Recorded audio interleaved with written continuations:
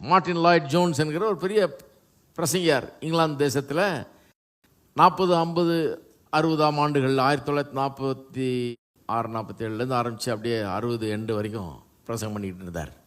அங்கே ஒரு சபையில் போதகராக இருந்தார். அவர் முதல்ல ஒரு டாக்டராக இருந்தார், மெடிக்கல் டாக்டர்.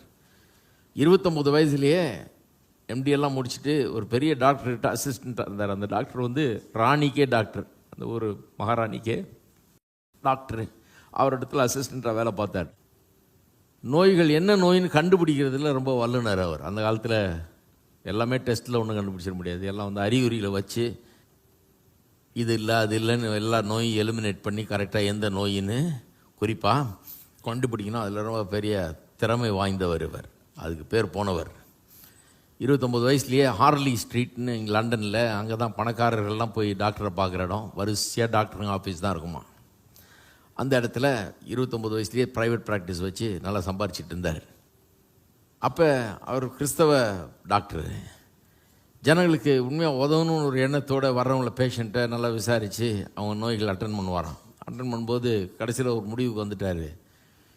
இது நோய் வந்து மேலோட்டமாக இருக்கிற ஒன்று தான். சில சரீர நோய்கள் இருக்குது, மன நோய்கள் இருக்குது, இப்போ இமோஷனல் ப்ராப்ளம் இருக்குது, மென்டலாக இருக்குது, சரீரத்துலேயும் பிரச்சனை இருக்குது. ஆனால் உண்மையிலே பார்க்க போனால் நோய் எங்கே இருக்குது?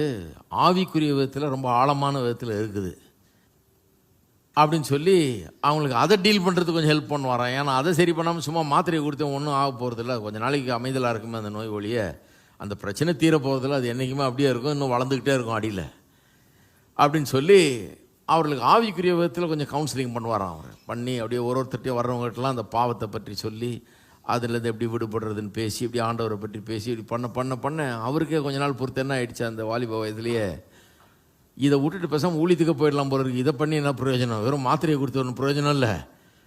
நம்ம பேசாமல் இதை விட பெரிய வேலை அந்த வேலைக்கு போயிடலாமன்னு சொல்லிவிட்டு அதை விட்டுட்டு பிரசங்கியார மாதிரி வேல்ஸில் அங்கே இந்த கோல் மைனர்ஸ், நிலக்கரி சுரங்கத்தில் வேலை செய்கிறவர்கள் மத்தியில், அப்படிப்பட்ட ஒரு ஊரில், சாதாரண மக்கள் வாழ்கிற ஒரு ஊரில், தொழிலாளிகள் இருக்கிற ஒரு ஊரில் அவள் மத்தியில் போய் பிரசங்கம். பெரிய டாக்டர் இவர் வேலையெல்லாம் விட்டுட்டு எல்லாத்தையும் இழுத்து மூட்டு போகிறப்ப பேப்பர்லேயே வந்து தான் லண்டனில் இவ்வளோ பெரிய டாக்டர், பிரபலமானவர், வேலையெல்லாம் விட்டுட்டு அந்த ஊரில் போய் பிரசங்கம் பண்ண போகிறாரு.